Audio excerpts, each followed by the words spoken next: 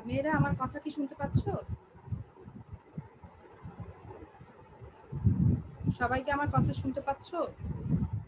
জি miss. আচ্ছা ঠিক আছে, আমরা একটু ডিসকানেক্টেড হয়ে গিয়েছিলাম, তো আবার সবাই একটু জয়েন করুক, একটু সময় দেই। আমরা আলোচনা করছিলাম সমাস নিয়ে। আমরা গত ক্লাসগুলোতে ঈদের ছুটির আগে আমরা সমাসের 3টি সমাসের আলোচনা শেষ করেছিলাম। 3 প্রকার সমাস: দ্বন্দ্ব সমাস, বহুব্রীহি সমাস এবং তৎপুরুষ সমাস। আর তোমাদেরকে আমি একটা কথা বারবারই বলি, সমাসের জন্য তোমরা বিগত বছরের যে বোর্ডের প্রশ্নগুলো আছে, টেস্ট পেপার দেখে দেখে সেই প্রশ্নগুলোকে সমাধান করবে।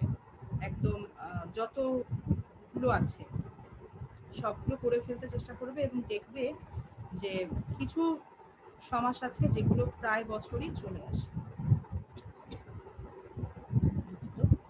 তো এই কারণে আমাদের পেছনের যে প্রশ্নের সমাসগুলো সেগুলো অনুশীলন করা খুব জরুরি।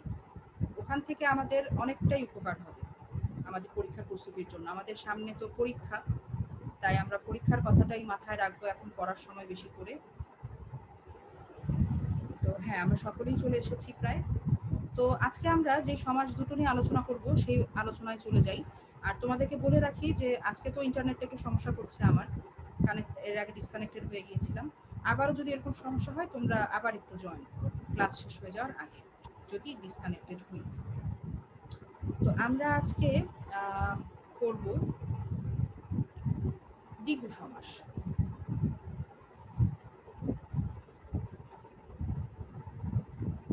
আচ্ছা, দ্বিগু সমাসটা কি?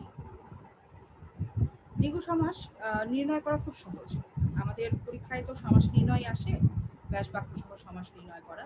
তো দ্বিগু সমাসটা নির্ণয় করা খুব সোজা। দ্বন্দ্ব সমাসটা যেমন খুব সোজা, যে দুটো পদেরই পূর্বপদ এবং উত্তরপদ বা পরপদ দুটোরই প্রাধান্য থাকে। বাবা ও মা, বাবা মা, তারপর তাল ও তমাল, তাল তমাল, এই যে এরকম দুটো পদেরই পূর্বপদ এবং পরপদ দুটো পদেরই সমান প্রাধান্য থাকে সমস্ত পদে। এইখান থেকে আমরা খুব সহজেই চিহ্নিত করতে পারি যে এটা দ্বন্দ্ব সমাস। দ্বিগু সমাসটাও সোজা। দ্বিগু সমাসটা কি করে চিনতে হয়, আমরা একটু সংজ্ঞাটা পড়ি। দেখো, সংজ্ঞায় বলা আছে যে পূর্বপদ যদি সংখ্যাবাচক বিশেষণ হয় এবং পরপদ যদি বিশেষ্য জাতীয় হয়, তখন যে সমাসটা হয় তাকে দ্বিগু সমাস বলে এবং দ্বিগু সমাসের সমস্ত পদটিও বিশেষ্য হয়। তাহলে কথাটা কি দাঁড়ালো, যে পূর্বপদ হবে সংখ্যাবাচক বিশেষণ, তার সঙ্গে যুক্ত হবে বিশেষ্য জাতীয় পরপদ। পূর্বপদে বিশেষণ থাকবে সংখ্যাবাচক, অবশ্যই সংখ্যাবাচক বিশেষণ। পূর্বপদে সংখ্যাবাচক বিশেষণ, পরপদে বিশেষ্য জাতীয় পদ, এই দুটো মিলে যখন সমাস হবে এবং সেই সমস্ত পদটাও যখন বিশেষ্য পদ হবে, সেই সমাসকে আমরা বলবো দ্বিগু সমাস। যেমন দেখো, আমরা উদাহরণ দেখি। এই যে 3 মাথার সমাহার তে মাথা, 3 মাথার সমাহার তে মাথা। এখানে আরেকটা বিষয় লক্ষণীয়, সেটা হলো এই যে সমাসটা হবে, প্রথমে সংখ্যাবাচক বিশেষণ থাকবে, পরপদে থাকবে বিশেষ্য। এই দুটো পদ মিলে যখন সমাস হবে অবশ্যই সমষ্টি অর্থে বা সমাহার অর্থে বোঝাবে, তবেই আমরা দ্বিগু সমাস হিসেবে বলতে পারবো, নইলে কিন্তু অন্য সমাসে চলে যাবে। অন্য সমাসে কিভাবে যাবে সেটা আমি আলোচনার শেষে বলে দিচ্ছি। তো আমাদের মনে রাখতে হবে, পূর্বপদ হবে সংখ্যাবাচক বিশেষণ, পরপদ হবে বিশেষ্য, যুক্ত হবে, তারা সমাসবদ্ধ হবে কিভাবে, সমষ্টি বা সমাহার অর্থে। আর সমস্ত পদ যেটা তৈরি হবে সেই সমস্ত পদটাও বিশেষ্য পদ হবে, অর্থাৎ এখানে পরপদের অর্থটা প্রধান হয়ে উঠবে। তো এই সমাসকে বলা হয় দ্বিগু সমাস। এখন আমরা দেখব যে ব্যাস বাক্য যখন আমরা নির্ণয় করব তখন বেশিরভাগ ক্ষেত্রেই সমাহার শব্দটা আমরা ব্যাস বাক্যে পাব। যেমন দেখো, 3 মাথার সমাহার তে মাথা, এই যে তে মাথা শব্দটা যখন আমরা পাবো, ধর তোমাকে সমাস নির্ণয় করতে বলা হয়েছে, সেখানে বলা হলো তে মাথা, তুমি কি দেখলে যে এটার ব্যাস বাক্যটা কি। তিন মাথার সমাহার, ব্যাস বাক্য জানা থাকলে ব্যাস বাক্যটা বুঝলে, অথবা তে মাথা শব্দটাকে নিয়ে তুমি বিশ্লেষণ করো। তে অর্থ তিন, অর্থাৎ আমরা একটা সংখ্যাবাচক বিশেষণ পাচ্ছি, পেলাম। তারপরে আছে মাথা, পরপদে আছে মাথা, এটা একটা বিশেষ্য পদ এবং বোঝাচ্ছে কি অর্থে, ব্যাস বাক্যের দিকে তাকাই, ব্যাস বাক্যে তাকালে আমরা দেখব সমাহার অর্থে বোঝাচ্ছে। তিনটা মাথার সমাহার হয়েছে যে জায়গাটা, যেখানে সেটা হচ্ছে তে মাথা। একটু আমি অ্যাডমিট করে নিচ্ছি কয়েকজনকে। দেখো, তো আমরা আমাদের সংজ্ঞা অনুসারে সবগুলো জিনিস পেলাম কিনা। তিন মাথার সমাহার, তিন এটা হচ্ছে সংখ্যাবাচক বিশেষণ। তারপরে আছে মাথা, পরপদে মাথা, মাথা একটা বিশেষ্য পদ, তারা সমাসবদ্ধ হচ্ছে কিভাবে, সমাহার বা সমষ্টি অর্থে। এবং তে মাথা শব্দটা যে তৈরি হলো সমস্ত পদ, নতুন সমস্ত পদ, এটা একটা বিশেষ্য পদ। সুতরাং আমাদের সংজ্ঞা অনুযায়ী আমরা দেখলাম যে এটা একটা দ্বিগু সমাসের উদাহরণ। আরেকটা জিনিস দেখো যেটা তোমাদের খুব পরিচিত, ত্রিভুজ। ত্রিভুজের সাথে আমরা সকলেই পরিচিত। ত্রিভুজ, ত্রিভুজের ব্যাস বাক্য কি, তিন ভুজের সমাহার। ত্রি অর্থ তিন, তো আমরা ব্যাস বাক্যে পাচ্ছি তিন ভুজের সমাহার। ভুজ অর্থ হাত। ত্রিভুজের কয়টা হাত থাকে, এই যে আমরা ত্রিভুজ যে আঁকি, ত্রিভুজে কয়টি বাহু থাকে, তিনটি বাহু থাকে। বাহু মানেই হাত, আর তার মানেই হচ্ছে ভুজ, সবগুলো সমার্থক শব্দ। তো ত্রিভুজ এই কথাটাকে বিশ্লেষণ করো, তিন ভুজের সমাহার। তিন এটি সংখ্যাবাচক বিশেষণ, ভুজ এর অর্থ হচ্ছে হাত বা বাহু, এটা একটি বিশেষ্য। তাহলে পূর্ব পদে পেলাম সংখ্যাবাচক বিশেষণ, পরপদে পেলাম বিশেষ্য পদ, যুক্ত হয়েছে কিভাবে, সমাসবদ্ধ হয়েছে সমাহার বা সমষ্টি অর্থে। সুতরাং এই যে তিন ভুজের সমাহার ত্রিভুজ, এইটা হয়ে যাবে দ্বিগু সমাস। আরেকটা উদাহরণ দেখি, সপ্তর্ষি, সপ্ত ঋষির সমাহার। সপ্ত মানে সাত, পূর্বপদ সংখ্যাবাচক বিশেষণ, ঋষি একটি বিশেষ্য পদ, যুক্ত হচ্ছে তারা, সমাসবদ্ধ হচ্ছে কিভাবে, সমাহার বা সমষ্টি অর্থে। তৈরি হলো নতুন সমস্ত পদ সপ্তর্ষি। সপ্তর্ষি একটি বিশেষ্য পদ, সুতরাং দ্বিগু সমাস। সেই রকমই আরেকটি উদাহরণ, পঞ্চ ঋষির সমাহার। পঞ্চ সংখ্যাবাচক বিশেষণ, ঋষি একটি বিশেষ্য পদ, যুক্ত হচ্ছে সমাহার অর্থে, পঞ্চর্ষি একটি বিশেষ্য পদ। নতুন যে সমস্ত পদ পঞ্চর্ষি, সেটি একটি বিশেষ্য পদ, সুতরাং দ্বিগু সমাস। আরেকটি কথা আমাদের মনে রাখতে হবে যে সমস্ত পদে, দ্বিগু সমাসের সমস্ত পদে কখনো কখনো আকারান্ত বা ইকারান্ত হতে পারে। অর্থাৎ এই যে আকার বা দীর্ঘ ইকার, ইকারান্ত বলতে আমি দীর্ঘ ইকার বোঝাচ্ছি এখানে, এই যে আকার বা দীর্ঘ ইকার, এই দুটো কার আমাদের ব্যাস বাক্যের যে পদ সেখানে অনুপস্থিত থাকতে পারে, কিন্তু সমস্ত পদে এসে এই আকার অথবা দীর্ঘ ইকার যুক্ত হয়ে যেতে পারে। সেরকম একটা উদাহরণ এখন দেখি, পঞ্চবটের সমাহার পঞ্চবটী। দেখো, আমাদের যে ব্যাস বাক্যের পরপদ সেটা হচ্ছে বট, কিন্তু সমস্ত পদে দীর্ঘ ইকার যুক্ত হয়ে গেছে বটি। পঞ্চবটের সমাহার হয়ে যাওয়ার কথা ছিল মানে সাধারণত পঞ্চবট, কিন্তু দ্বিগু সমাসের যে একটি নিয়ম আছে, কখনো কখনো এটা দীর্ঘ ইকারান্ত হতে পারে, আকারান্ত হতে পারে, সেটারই একটা উদাহরণ এই পঞ্চবটি শব্দটা। দেখো, পঞ্চবটের সমাহার, পঞ্চ অর্থ পাঁচ, এটি একটি সংখ্যাবাচক বিশেষণ। বট, আমরা তো বট গাছ সকলেই চিনি, বট একটি বিশেষ্য পদ, যুক্ত হচ্ছে তারা, সমাসবদ্ধ হচ্ছে কিভাবে, সমাহার বা সমষ্টি অর্থে। হয়ে গেল পঞ্চবট, না পঞ্চবট নয়, লক্ষ্য রাখবে এই শব্দটি হয়ে যাবে পঞ্চবটি। তো আমরা যত উদাহরণ অনুশীলন করব তত আমরা এই ধরনের শব্দের সাথে পরিচিত হব। এজন্য আমি বারবার বলেছি যে আমরা আমাদের বইয়ের যে উদাহরণগুলো আছে সেগুলো তো করবই, আমরা আমাদের বোর্ডের প্রশ্নে যে সমাসগুলো থাকে সেগুলো আমরা বারবার অনুশীলন করব।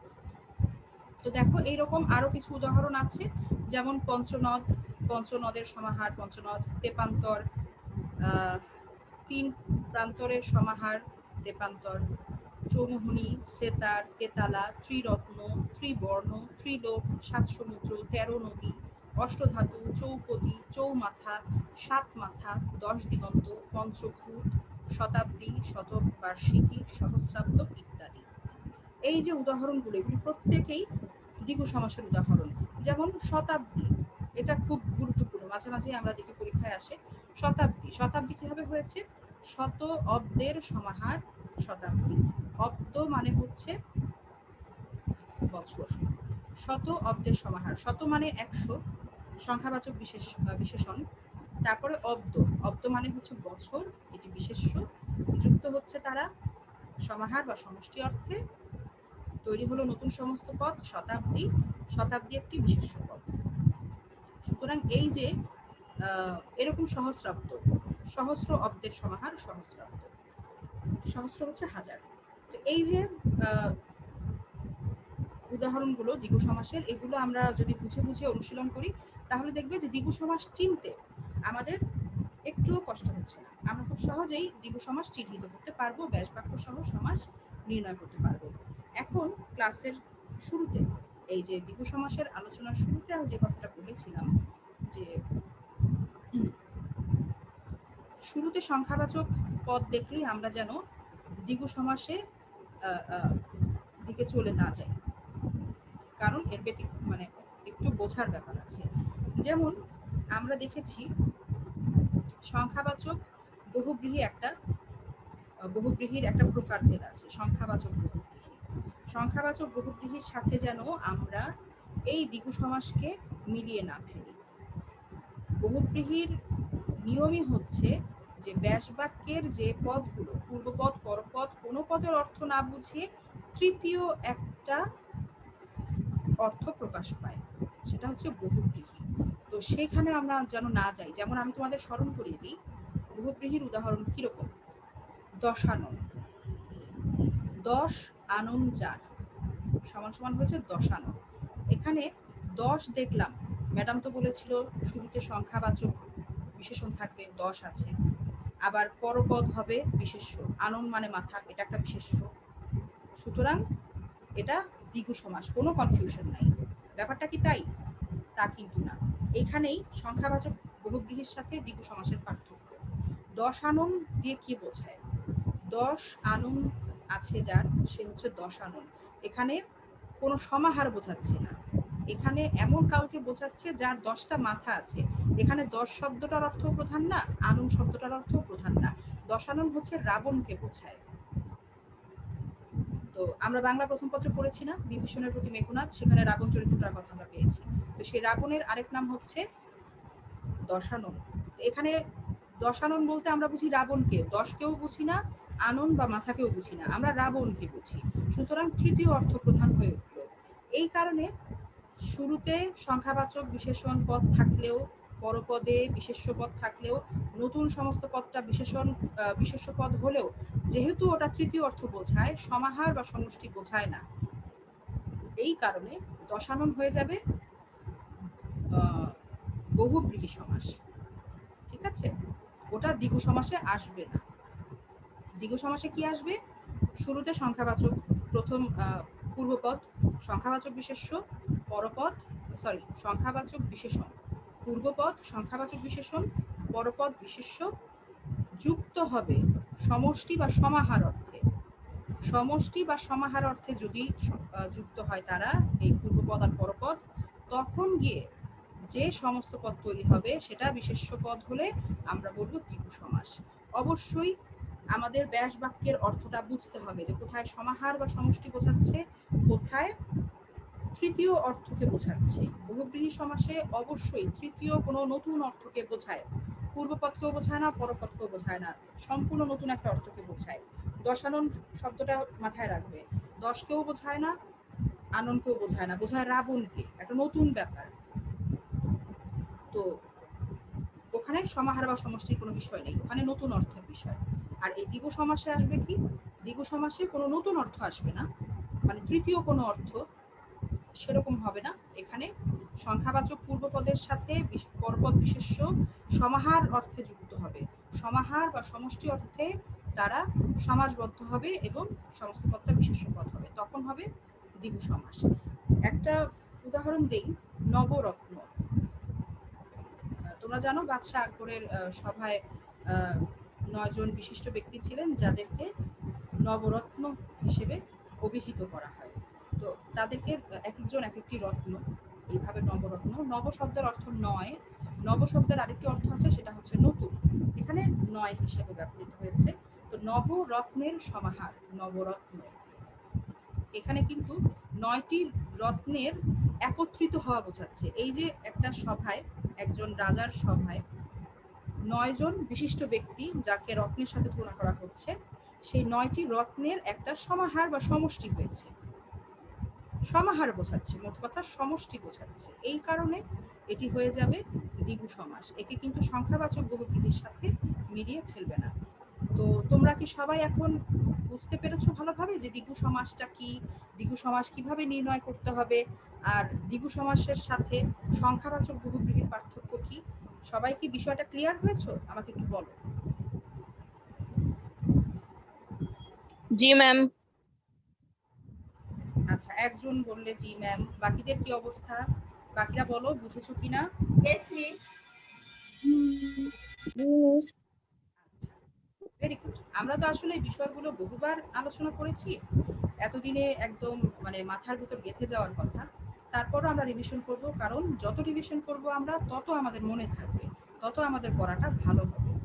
তো দ্বিগু সমাসটা আশা করি সকলেই বুঝতে পেরেছো, আরো অনুশীলন করবে, এবং যাদের মনের মধ্যে একটু দ্বিধা ছিল বা যারা একটু ভুল করে ফেলতে যে দ্বিগু সমাসকে বহু সংখ্যাবাচক বহুব্রীহিতে নিয়ে ফেলতে, তারা নিশ্চয়ই এর আজকের ক্লাসের পর আর এই ভুলটা করবে না।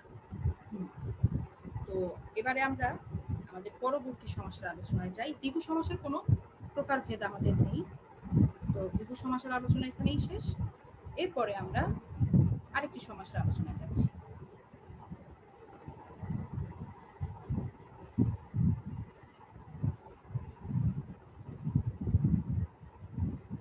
দেখো, অব্যয়ীভাব সমাস আমরা এখন করব।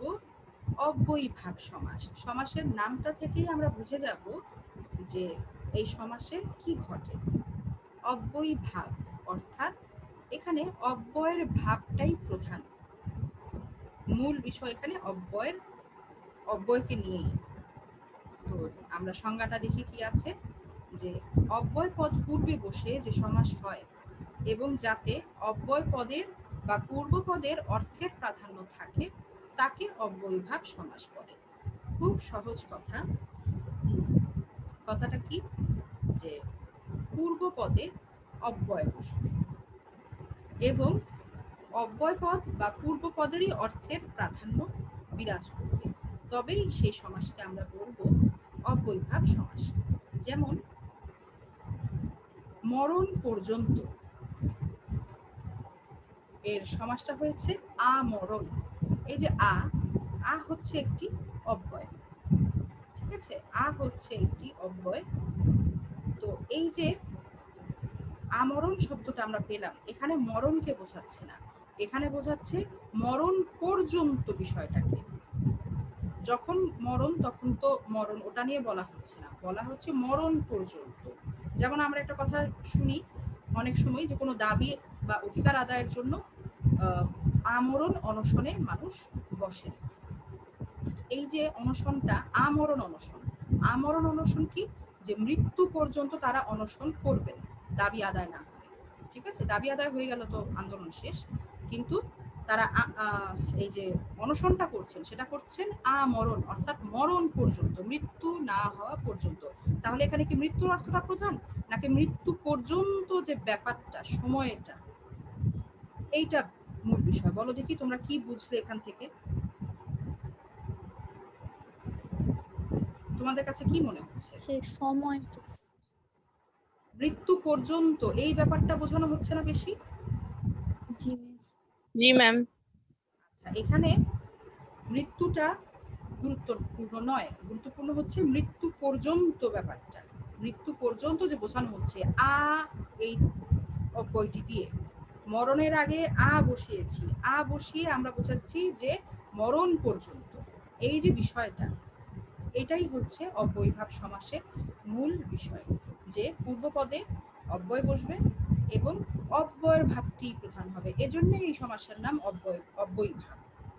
ঠিক আছে, অব্যয়ের প্রাধান্য যেহেতু বেশি, অব্যয়ের অর্থের প্রাধান্যটা যেহেতু বেশি, এ কারণেই এখানে অব্যয়ীভাব সমাস নামকরণটা হয়েছে।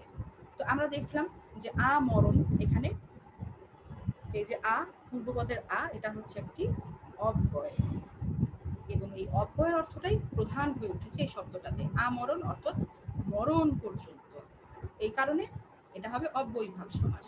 আবার দেখো, জানু পর্যন্ত লম্বিত, জানু লম্বিত। জানু অর্থ কি দেখি, কে বলতে পারো? কেউ কি জানো? হাঁটু। ভেরি গুড, কে বললে? শুক্তি। Very good. তো এই যে জানু পর্যন্ত লম্বা, তো যেমন একটা পোশাকের কথা আমরা বলতে পারি যে পাঞ্জাবিটা আজানু লম্বিত। ঠিক আছে, তো এই যে আজানু লম্বিত শব্দটা, এখানে জানু অর্থ তো হাঁটু, এই হাঁটুকে কি বোঝাচ্ছে? বোঝাচ্ছে না, বোঝাচ্ছে হাঁটু পর্যন্ত, এই অর্থটা প্রধান এখানে। কতটুকু এটা লম্বা? জানু লম্বিত, অর্থাৎ জানু পর্যন্ত।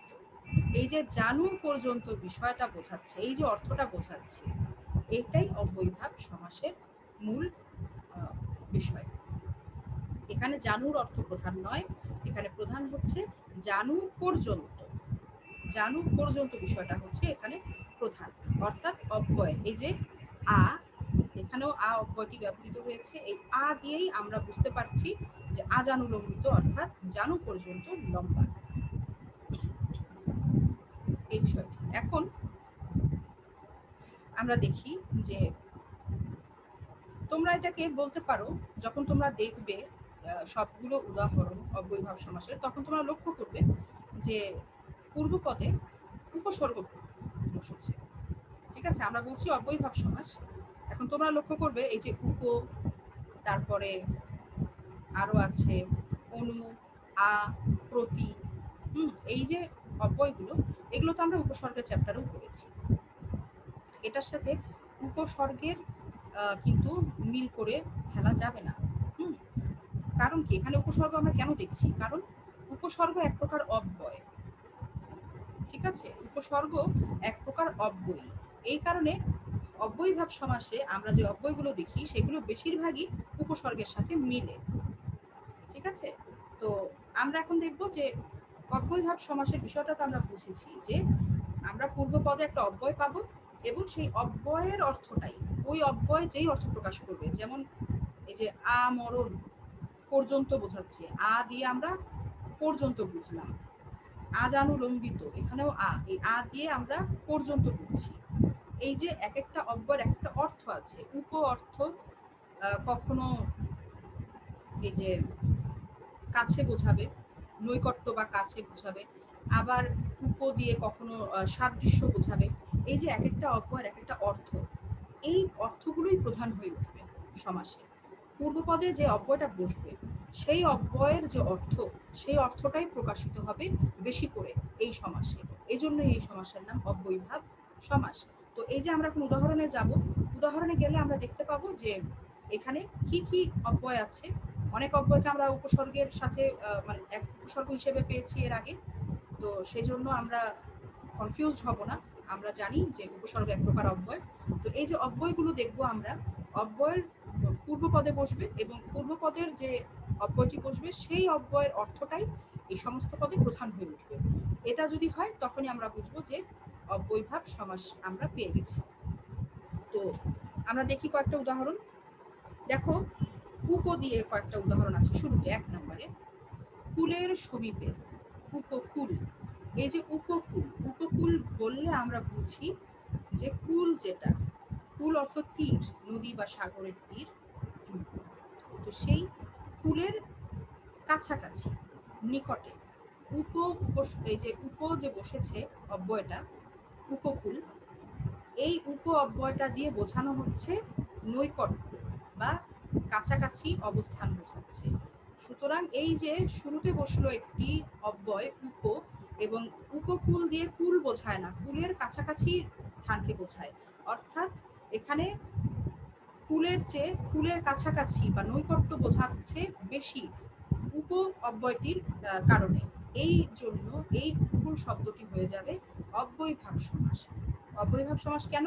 কারণ শুরুতে বসেছে অব্যয় এবং এই অব্যয়ের অর্থটাই প্রধান। এখানে কুল প্রধান নয়, কুলের কাছাকাছি, অর্থাৎ কাছাকাছির ব্যাপারটাই এখানে প্রধান, এবং কাছাকাছি বা নৈকট্য অর্থটা প্রকাশিত হয়েছে উপ অব্যয়টার মাধ্যমে। শুরুতে অব্যয় বসেছে এবং অব্যয়ের অর্থটাই প্রধান হয়ে উঠেছে, তাই আমরা এই উপকূলকে কি বলবো? অব্যয়ভাব সমাস।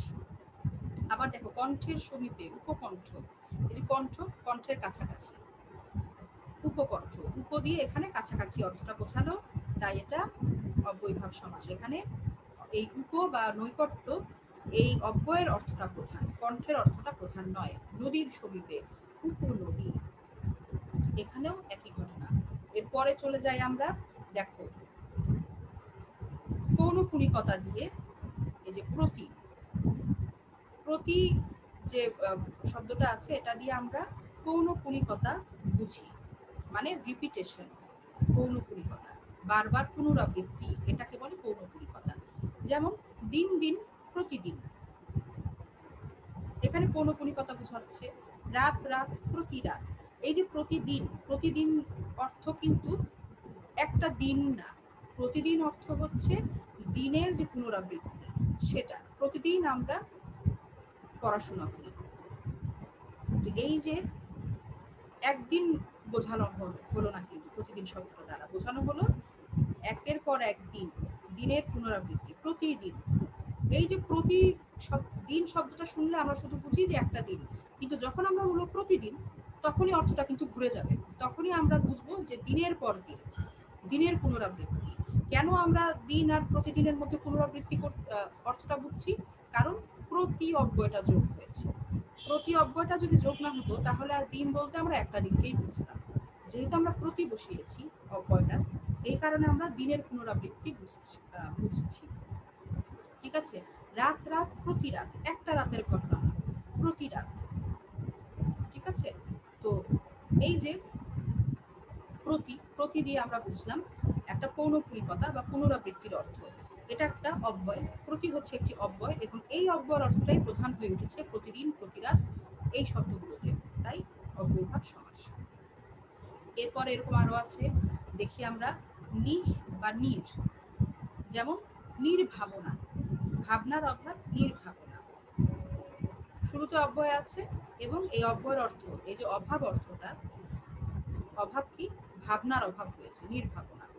এই অভাব অর্থটা বেশি প্রধান, এই কারণে এটা কি হয়েছে? অব্যয়ভাব সমাস হয়েছে। আচ্ছা, এরপরে আছে উপ। উপ একটা আমরা পেয়েছি নৈকট্য অর্থে, আরেকটা উপ মানে উপর আরেকটা অর্থ আছে, সেটা হচ্ছে সাদৃশ্য। যেমন শহরের সদৃশ্য, সদৃশ্য, সাদৃশ্য মানে কি? মিল। শহরের সদৃশ্য, শহরের সাথে মিল আছে এমন সদৃশ্য, শহরের মতো, সেটা হলো উপশহর। বনের সদৃশ্য, উপবন। জেলার সদৃশ্য, উপজেলা। এই যে উপশহর, এখানে শহরের অর্থ প্রধান নয়, শহরের সদৃশ্য, শহরের সাথে সাদৃশ্য আছে এই বিষয়টা বোঝাতেই উপশহর বোঝানো হয়। বনের সাথে সাদৃশ্য আছে এই কথার জন্যই উপবন। জেলার সাথে সাদৃশ্য আছে এ কারণেই উপজেলা। অর্থাৎ এখানে শহর, বন বা জেলার অর্থ প্রধান নয়, সাদৃশ্যের অর্থটা প্রধান। এই যে উপ অব্যয়টার জন্য আমরা এই সাদৃশ্য অর্থটা পেলাম, এবং এই সাদৃশ্য অর্থটাই প্রধান এই সমাসে, তাই এটা অব্যয়ভাব সমাস। এরপরে দেখো উপ, এই অব্যয়টার আরেকটা অর্থ আছে ক্ষুদ্র। যেমন গ্রহের ক্ষুদ্র, উপগ্রহ। গ্রহের সমান নয়, গ্রহের চেয়ে ক্ষুদ্র, উপগ্রহ। নদীর ক্ষুদ্র, উপনদী। জেলার ক্ষুদ্র, উপজেলা। ঠিক আছে? আমরা এখানে পাচ্ছি উপজেলার দুটো ব্যাস বাক্য, দুটোই সঠিক। ওকে, এই যে জেলার সদৃশ উপজেলা, এটাও যেমন সঠিক, আবার জেলার ক্ষুদ্র উপজেলা, এটাও সঠিক। যেটা লিখবে সঠিক হবে, সমস্যা নেই। তো এই যে উপর একটা অর্থ আমরা পেয়েছি প্রথমে নৈকট্য, দ্বিতীয় অর্থটা পেয়েছি সাদৃশ্য, তৃতীয় অর্থ হচ্ছে ক্ষুদ্র। গ্রহের ক্ষুদ্র উপগ্রহ, নদীর ক্ষুদ্র উপনদী, জেলার ক্ষুদ্র উপজেলা। এরপরে দেখো আরেকটা সহজ, এই যে প্রতি, প্রতি কিন্তু এর আগেও আমরা দেখলাম, প্রতিদিন, প্রতি রাত। সেরকম প্রতির আরেকটা অর্থ আছে, সেটা হচ্ছে বিরোধ, অপোজিট, একেবারে বিরোধ। যেমন বিরুদ্ধ হিংসা, প্রতিহিংসা, বিরুদ্ধবাদ, প্রতিবাদ, বিরুদ্ধ ক্রিয়া, প্রতিক্রিয়া, এগুলো সবই বিরুদ্ধ বোঝায়। হিংসা, প্রতিহিংসা, একটা বিরোধ বোঝাচ্ছে। প্রতিহিংসা, প্রতিবাদ, এটাও একটা বিরোধ বোঝাচ্ছে। একটা কেউ একটা কথা বলেছে, সেটার বিরুদ্ধে গিয়ে আমি কি একটা কথা বললাম, সেটা হচ্ছে প্রতিবাদ করা। সেরকম বিরুদ্ধ ক্রিয়া, প্রতিক্রিয়া। এই যে প্রতি, এই প্রতির অর্থটাই এখানে প্রধান। এখানে এই যে বাদ বা ক্রিয়া, ক্রিয়ার চেয়েও বেশি অর্থ প্রধান এখানে বিরুদ্ধ ক্রিয়া হিসেবে, প্রতিক্রিয়া। এই কারণে শুরুতে আছে অব্যয়, অব্যয়ের অর্থ প্রধান। এই যে প্রতিহিংসা, প্রতিবাদ, প্রতিক্রিয়া, এগুলো, এই যে প্রতি অব্যয়টা এখানে ব্যবহৃত হয়েছে বিরোধ বা বিরোধিতা অর্থে, তাই এটা হবে অব্যয়ভাব সমাস। এখন আ, আ একটা অব্যয়। আ দিয়ে আমরা শুরুতেই পড়েছি যে আমরণ, আজানুলম্বিত।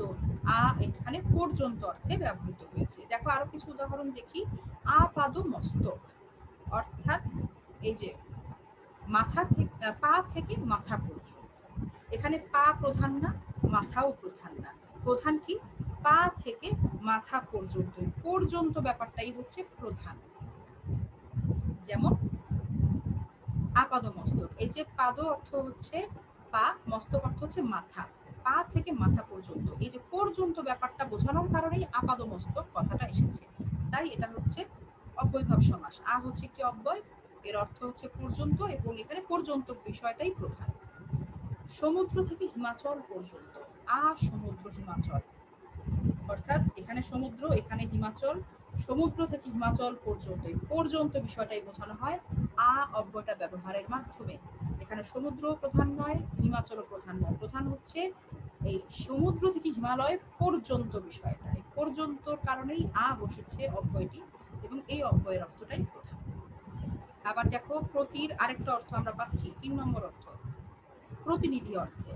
যেমন প্রতিচ্ছবি, ছবির প্রতিনিধি প্রতিচ্ছবি, প্রতিমুখ, প্রতিধ্বনি, ধ্বনির প্রতিনিধি প্রতিধ্বনি, প্রতিবিম্ব, প্রতিচ্ছায়া, সবই প্রতিনিধি অর্থে ব্যবহৃত হয়েছে। প্রতি এখানে প্রতিনিধি অর্থে এলো, এগুলো অব্যয়ভাব সমাস। আয়ের আরেকটা অর্থ আছে, একটা তো পেয়েছি পর্যন্ত। দেখো 11 নম্বরে ঈষৎ, ঈষৎ মানে অল্প, ঈষৎ নত, আনত মানে কিছুটা নত। ঈষৎ উষ্ণ, উষ্ণ অর্থ গরম, ঈষৎ উষ্ণ অর্থাৎ হয়েছে কি ঈষৎ উষ্ণ অর্থাৎ অল্প গরম।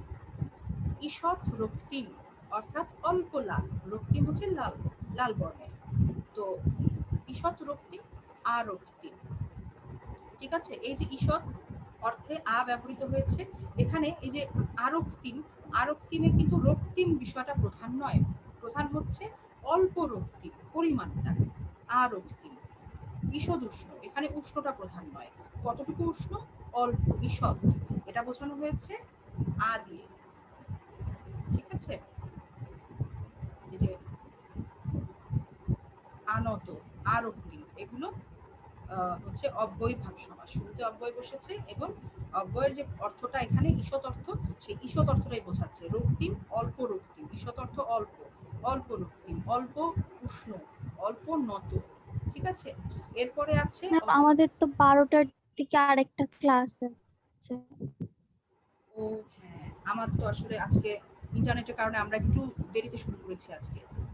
আচ্ছা ঠিক আছে, আমি 1 মিনিটের মধ্যে শেষ করে দিচ্ছি। ঠিক আছে, তো এই দেখো অভাব, নি, এটা অভাব অর্থে, যেমন আলু নি, নুনের অভাব, নিরামিষ, আমিষের অভাব। সেরকম যথা, এটা হচ্ছে অনতিক্রম্যতা, অর্থাৎ যাকে অতিক্রম করা যায় না, যোগ্যতাকে অতিক্রম না করে যথাযোগ্য, রীতিকে অতিক্রম না করে যথারীতি। তো এই যে উদাহরণগুলো আমরা তো আগেও করেছি, আজকে রিভিশন করলাম। তো দরকার হলে আমরা আগামী ক্লাসে এটা আবার রিভিশন করব, যদি তোমাদের প্রয়োজন থাকে, যদি বুঝতে সমস্যা থাকে আবার আলোচনা করব। তোমাদের আরেকটা ক্লাসের সময় হয়ে গেছে, তো আমরা অ্যাটেন্ডেন্সটা ঝটপট করে নিয়ে আমরা ক্লাস শেষ করে দিচ্ছি।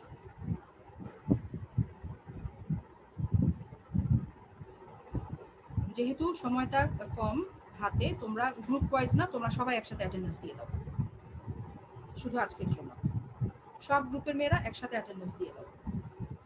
এবং তোমাদের পড়াটা হচ্ছে এই যে আমরা আজকে পড়লাম দ্বিগু সমাস এবং অবয়ব সমাস, দুটো সমাস পড়া থাকবে। আমি নেক্সট ক্লাসে এখান থেকে প্রশ্ন করব, ঠিক আছে?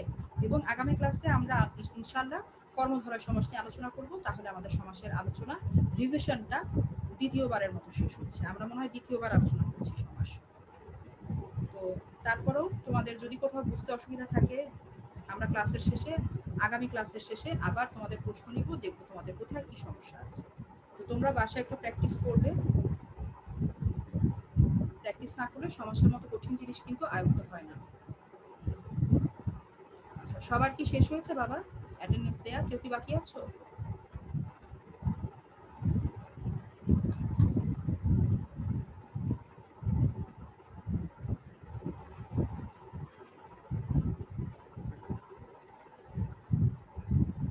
আচ্ছা, তোমাদের সবার জন্য অনেক শুভকামনা থাকলো। সকলে ভালো থেকো, সুস্থ থেকো। ইনশাআল্লাহ আগামী ক্লাসে দেখা হবে। আর একটু সমাজটা অনুশীলন করো বাসায়, ঠিক আছে? আজকে ক্লাস থেকে বিদায় নিচ্ছি। আল্লাহ হাফেজ। আসসালামু আলাইকুম মিস।